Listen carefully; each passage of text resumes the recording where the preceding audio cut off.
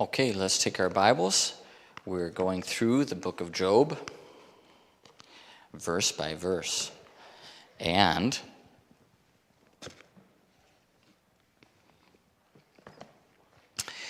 this is about the time that it gets really interesting to me. The beginning of Job is really interesting to me, and the ending of Job is really interesting to me. And so we're getting there. Okay? And that would be an interesting. It would interest me. I should look it up. How many verses are in the book of Job? How many words are in the book of Job? Because we're going through it verse by verse, word by word. And right now we're in chapter 36, and we are looking at the middle of Elihu, what he has to say. And Elihu comes in strong and promises to save the day, but it's another disappointment because Elihu really is continuing to say really very, very close, almost a mirror, a complement of what Eliphaz especially has already said. And so while we might get excited, he said, hey, you're looking for a guy to defend you, to mediate, to take care of this. I'm your guy. I'm going to take care of it. But in fact, we see that he just kind of doubles down in this accusatory tone. Job, there must be something wrong with you because God is pouring his wrath out on you. And we know that God is just, so you must have this sin. The problem's not with God. And of course, we're learning that sometimes we can have true things, true ideas, true principles, and even say true things, but it just be totally misapplied. Of course God is almighty. Of course God is justified in what he does. Of course God is not the problem here, but that doesn't necessarily mean that Job has some kind of hidden sin. So here we'll pick this up and we'll go through the rest of what Eliphaz has to say, and then, Elihu has to say, and then we get to hear the answer. Oh yeah, we get to hear the answer. So I'm looking forward to it. Are you ready? Here we go. Chapter 36, Elihu also proceeded and said, suffer me a little, and I will show thee that I have yet to speak on God's behalf. Whoa, we saw that a little bit earlier. He said, I'm gonna speak for the Almighty. He says, I will fetch my knowledge from afar. I will ascribe righteousness to my Maker. For truly my word shall not be false. He that is perfect in knowledge is with thee. Whoa. Wow. That's a little, I would say that's arrogant. Even we see prophets speaking for God, but they're doing it with a bit of fear and trembling sometimes. Here, verse 5. Behold, God is mighty and despiseth not any. He is mighty in strength and wisdom. He preserveth not the life of the wicked, but giveth right to the poor. Now, okay, I like what he's saying about the poor, and the wicked is going to eventually going to be dealt with God. But don't mistake God's patience with the wicked for permission, but yet it's very strange that Elihu would say that when we know that there are wicked people that in this life seem like they're doing just fine. So that's very strange that he would say that. We've already kind of covered that earlier in the book. So that's not a very good argument. Verse 7, he withdraweth not his eyes from the righteous, but with kings are they on the throne. Yea, he doth establish them forever, and they are exalted. Now that's funny because kings don't reign forever. So just a few problems here with Elihu's statements. And if they be bound in fetters and hold in cords of affliction, then he showeth them their work and their transgressions that they have exceeded. He openeth also their ear to discipline, and commandeth that they return from iniquity. If they obey and serve him, they shall spend their days in prosperity and their years in pleasures. Okay, slipping back into the prosperity gospel just a little bit. Obedience is going to result in some kind of financial and lifestyle success. But if they obey not, they shall perish by the sword, and they shall die without knowledge. But the hypocrites in hearts heap up wrath. They cry not when he bindeth them. They die in youth, and their life is among the unclean. Now that, I feel like, is just a little dig against not just Job, but also his children. He delivereth the poor in his affliction, and openeth their ears in oppression. Even so would he have removed thee out of the strait into a broad place, where there is no straightness, and that which should be set on thy table should be full of fatness. But thou hast fulfilled the judgment of the wicked. Judgment and justice take hold on thee. Whoa. God really wants to put some amazing things on your table, Job, but you've been making decisions like the wicked. Because there is wrath, beware lest he take thee away with his stroke. God just come down and take you out. Then a great ransom cannot deliver thee. Will he esteem thy riches? No, not gold, nor all the forces of strength. So that's so interesting that he says, God doesn't care about your money, that's not going to save you. But earlier he said, if you do right, God will give you money. Will he esteem thy riches? Oh, I already read that. Verse 20, desire not the night when people are cut off in their place. Take heed, regard not iniquity, for this hast thou chosen rather than affliction. Behold, God exalteth by his power. Who teacheth like him? Ooh, I'm glad you asked, Elihu. That's a great question. You know what's going to happen here in a chapter and a half. Who teacheth like him? Who hath enjoined him his way? Or who can say, thou hast wrought iniquity? What a great question. Who can say, you're wrong? Well, God can. And then it is true, isn't it, that we as Christians, as Bible believers, you can know what God says, and then you can agree with God. You can say this is wrong and that's wrong, as long as God has already said it.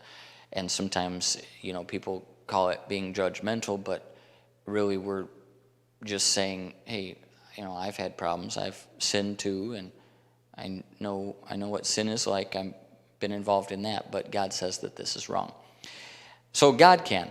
Verse 24, remember that thou magnify his work, which men behold.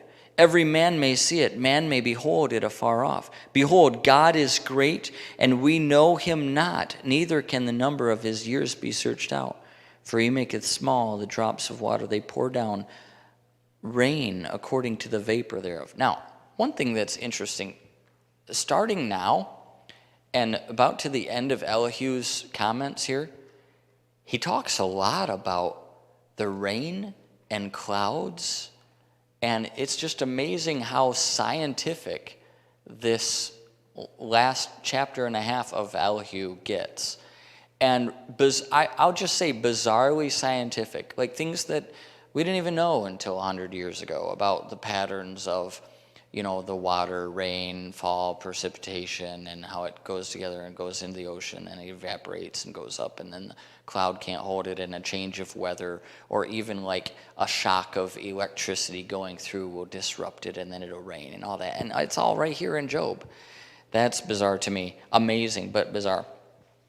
And the fact that Elihu is saying it, which Elihu is right about God being magnified, but wrong about how God is dealing with Job. Let's see, the drops of water in verse 27, which the clouds do drop and distill upon man abundantly. Also, can any understand the spreadings of the clouds or the noise of his tabernacle? The noise there, right, that's thunder, of his tabernacle. This word is a dwelling place that is kind of made for sudden attacks. It's kind of like fort that you would use to besiege somebody. The noise of his tabernacle. Behold, he spreadeth his light upon it, and covereth the bottom of the sea. For by them judgeth he the people. He giveth meat in abundance. With clouds he covereth the light, and commandeth it not to shine by the cloud that cometh betwixt. The noise thereof showeth concerning it, the cattle also concerning the vapor. At this also my heart trembleth, and is moved out of his place. Hear attentively the noise of his voice, and sound that goeth out of his mouth. He directeth it under the whole heaven, and his lightning unto the ends of the earth. After it a voice roareth. He thundereth with the voice of his excellency, and he will not stay them when his voice is heard. God thundereth marvelously with his voice. Great things doeth he, which we cannot comprehend. Now, this is, I would say this is true, but it's almost like a hopeless thing. We could never know God personally. And that kind of echoes what the Spirit was telling Eliphaz back in chapter 4. Who is man? They're dust. They're never going to be in a relationship with God. How dare they? And that's kind of what Elihu is saying. And I want to say that he's totally wrong here, that God's not doing some great things and that we can totally comprehend God. Well, no. But God all of a sudden is, God, according to Scripture, has shown himself to be approachable when you come with a clean heart, with a pure heart, with clean hands, when you approach God. And now through the blood of Christ we can boldly come. So here verse 6, for he saith to the snow, be thou on the earth, likewise to the small rain, and to the great rain of his strength. He sealeth up the hand of every man, that all men may know his work. Then the beasts go into dens and remain in their places. Out of the south cometh the whirlwind, and a cold out of the north. The breath of God, frost, by the breath of God, frost is given in.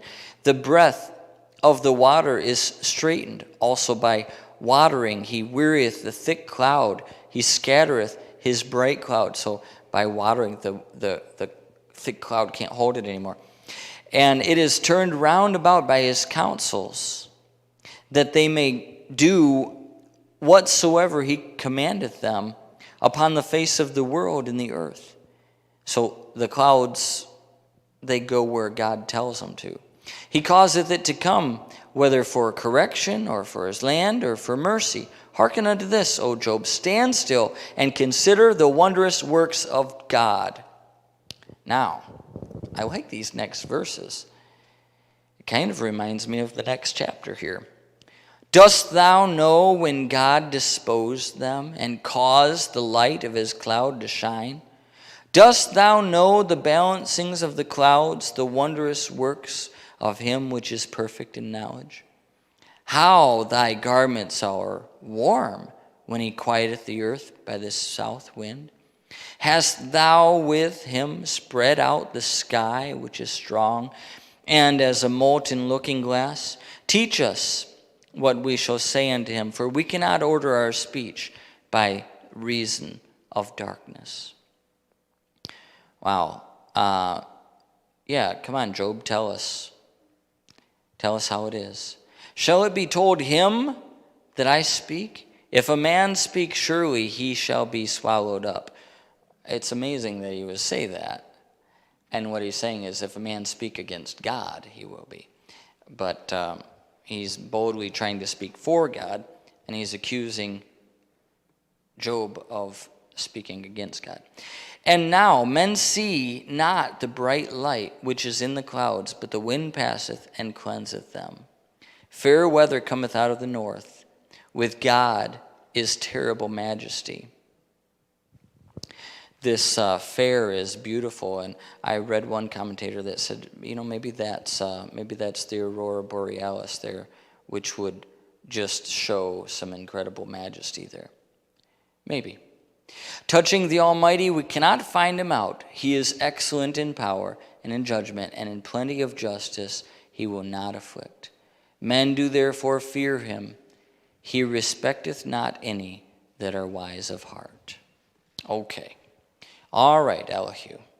You've said enough. Then the Lord answered Job. It's interesting to me that it's not Job answering. What is Job going to say? He's going to say, there's nothing else that he can't say. He's already explained his perspective. And, it just, nothing to answer. The Lord answers now. And here's what the Lord says. The Lord answered Job out of the whirlwind and said, who is this that darkeneth counsel by words without knowledge? Okay, Job wasn't speaking recently here, so God's not saying this about Job. He's saying this about Elihu. Words without knowledge. Gird up now thy loins like a man, and I will demand of thee, and answer thou me. This is really an interesting statement to me, because here's God and here's man. And he says, gird up now thy loins like a man. Well, that phrase, like a man, is kind of something that we say to each other, right? We men and women, we humans would say to each other, like, okay, it's time for you to do the best that you can, right? Get your beefiest attitude and and go for it. And now here God is saying, gird up now thy loins like a man. Well, from God's perspective, a man isn't, that strong. He's nothing. He loves men, but the strength that Job can pull together is nothing adequate to answer God with. So that's, I don't know if it's sarcastic, but I find that really interesting that it's, gird up now thy loins like a man. I will demand of thee, and answer thou me. And here come a bunch of questions. I think there's over 70 questions that God asks Job. And each one of them is rhetorical, because Job doesn't have the answers to these questions. And again, now comes the time where we almost would expect in a casual read to say, okay, God is about to answer the ultimate question, why do bad things happen to good people? But instead of answering that question, God gives a bunch more questions that really lead us to understand, wow, God is in control. All of this is his, and we can trust him. And who are we to question God? Where wast thou when I laid the foundations of the earth? Declare if thou hast understanding. Who laid the measures thereof, if thou knowest? Or who hath stretched the line upon it? Whereupon are the foundations thereof fastened? Or who laid the cornerstone thereof, when the morning stars sang together, and all the sons of God shouted for joy? By the way, there's some nice Hebrew parallelism there. The sons of morning stars and sons of God here in this parallel verse, in this Hebrew parallel way of speaking, that's equating them. So sons of God in Job is the angels, and so morning stars were singing at creation. So that's wonderful.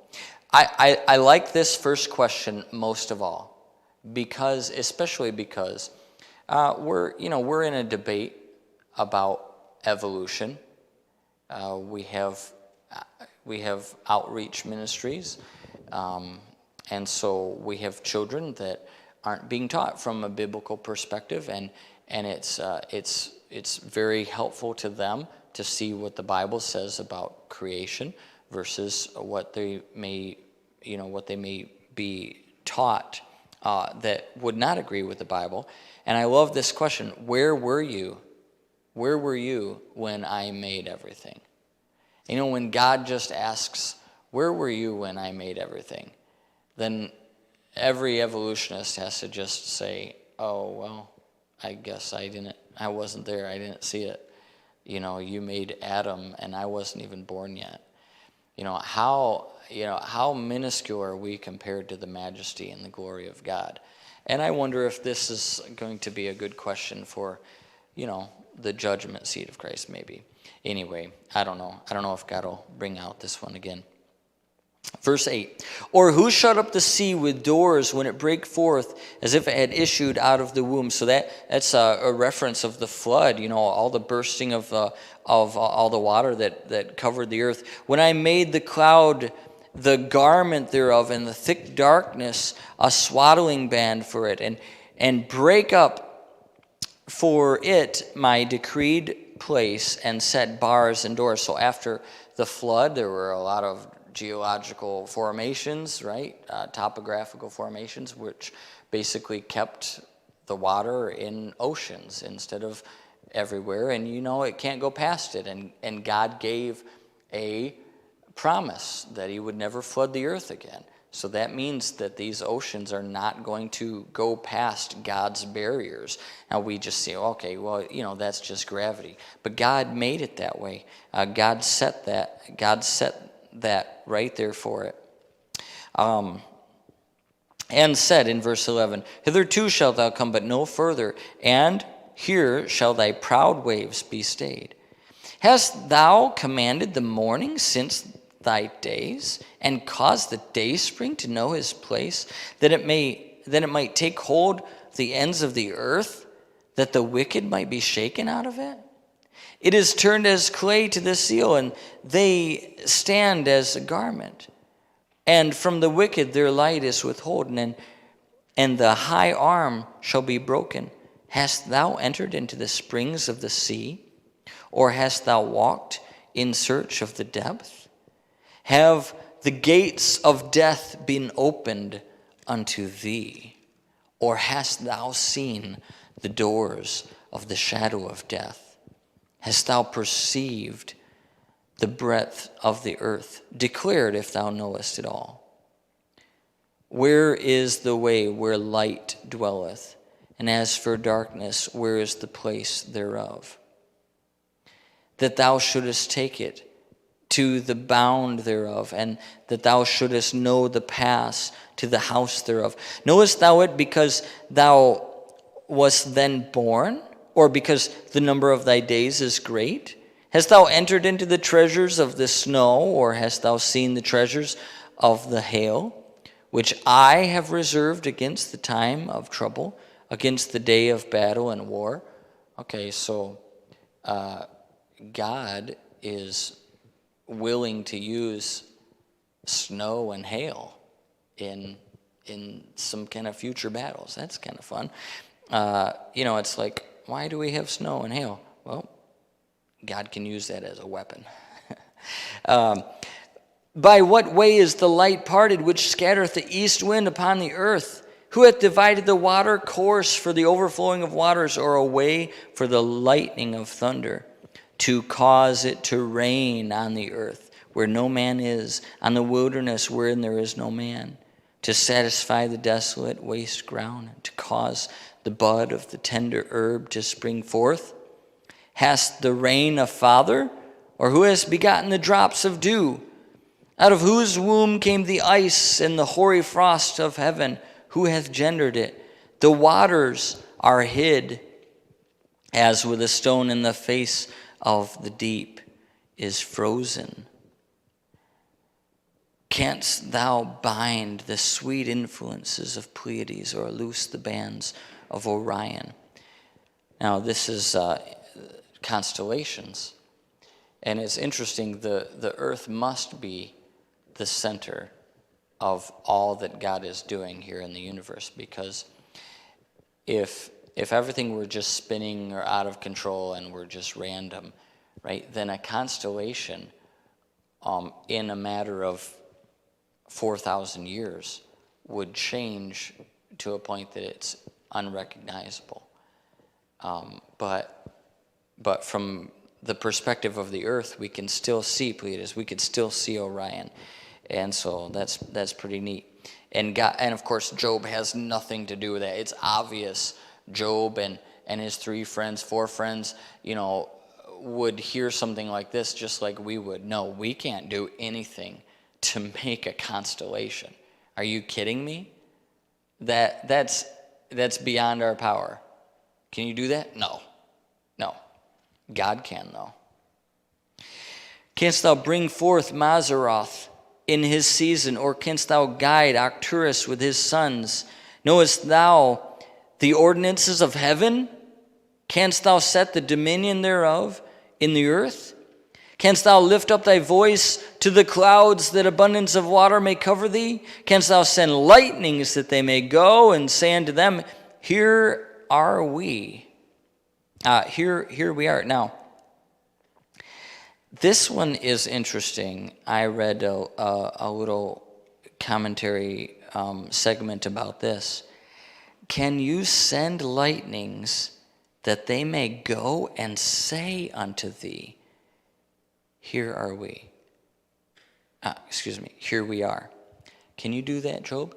Well, interestingly enough, Job couldn't, but now we use radio waves, we use electricity, and we use even what?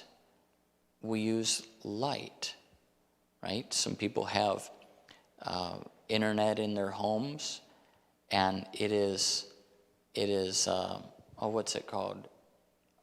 Fiber optics, right? Fiber optics, because light travels faster than anything else that we can harness, right? So that's interesting. According to that, can you send lightnings that they may go and say unto thee, Here we are, here we are. And what's that? Here we are. That's a Zoom call.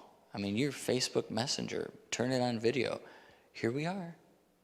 Anyway, that's interesting. Who hath put wisdom in the inward parts, or who hath given understanding to the heart? Who can number the clouds in wisdom, or who can stay the bottles of heaven? When the dust groweth into hardness, and the clods cleave fast together, wilt thou hunt the prey for the lion, or fill the appetite of young lions, when they couch in their dens and abide in the covert to lie in wait? Who provideth for the raven his food? When his young ones cry unto God, they wander for lack of meat. So the last couple verses there switch from natural weather patterns and wind and waves and sea and stars over to the animal kingdom. And chapter 39, they continue. Knowest thou that the time when the wild goats of the rock bring forth? Or canst thou mark when the hinds do calf? Canst thou number all the months that they fulfill? Or knowest thou the time when they bring forth? They bow themselves, they bring forth their young ones, they cast out their sorrows. Their young ones are in good liking, they grow up with corn, they go forth and return not unto them.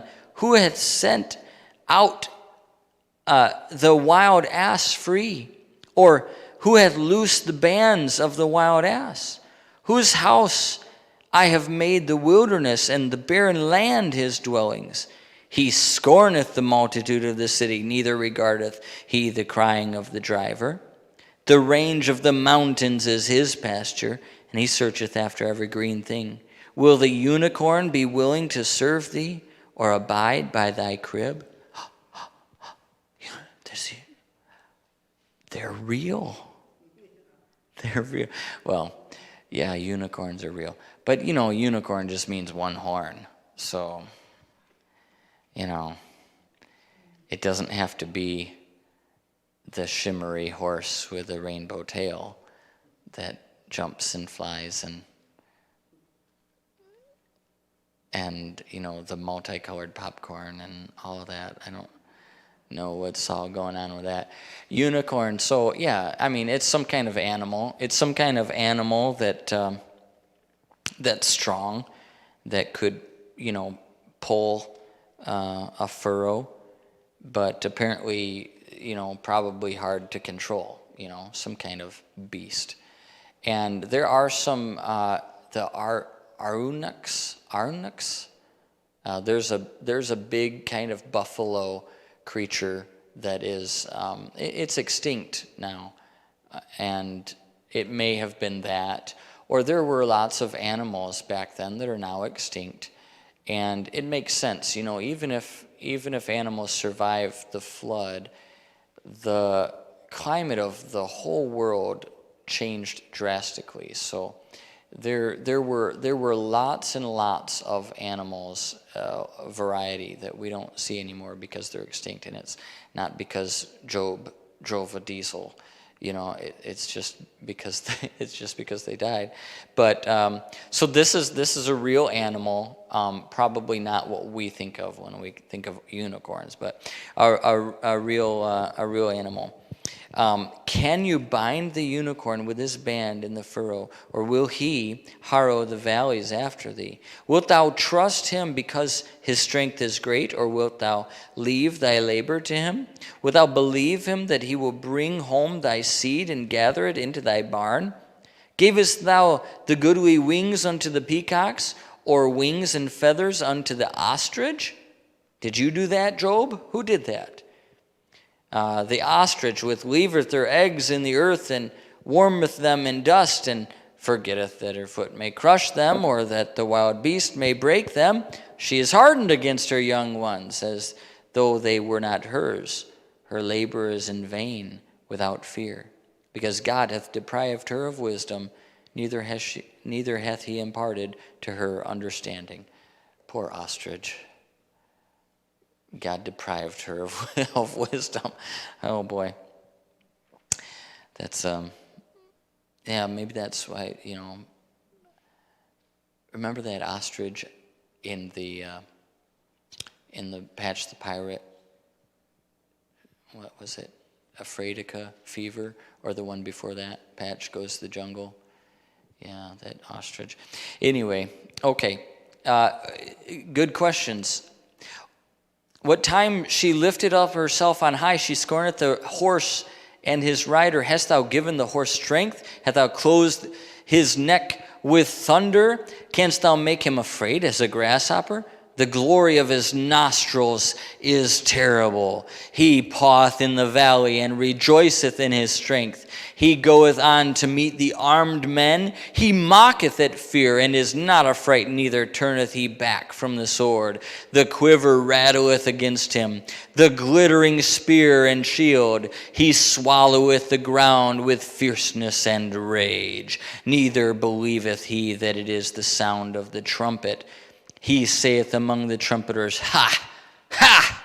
He smelleth the battle afar off, the thunder of captains and the shouting. Well, there must have been some pretty good battles before Job here. So, wow, then they've used horses. That's good. Doth the hawk fly by thy wisdom, or stretch out her wings toward the south? Doth the eagle mount up at thy commandment, and make her nest on high? This is a good question. Oh, did you instruct the birds to put their nests up there?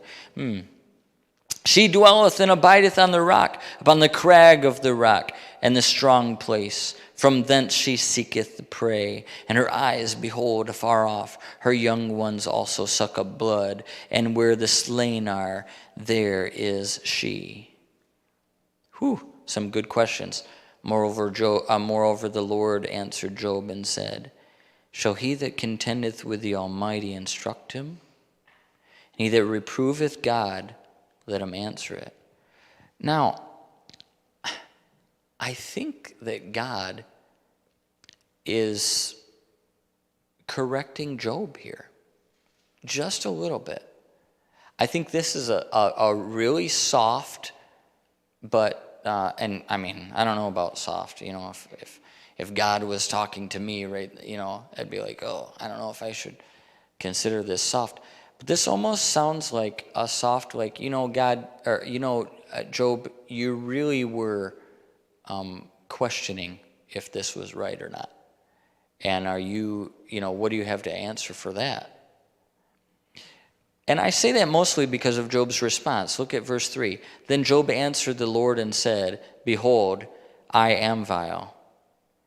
What shall I answer thee? I will lay my hand upon my mouth. Once I have spoken, but I will not answer, yea, twice, but I will proceed no further. In other words, you're right, God. You're absolutely right. I confess I'm vile. You're right. I'm just going to sit back. I'm going to keep my hand over my mouth.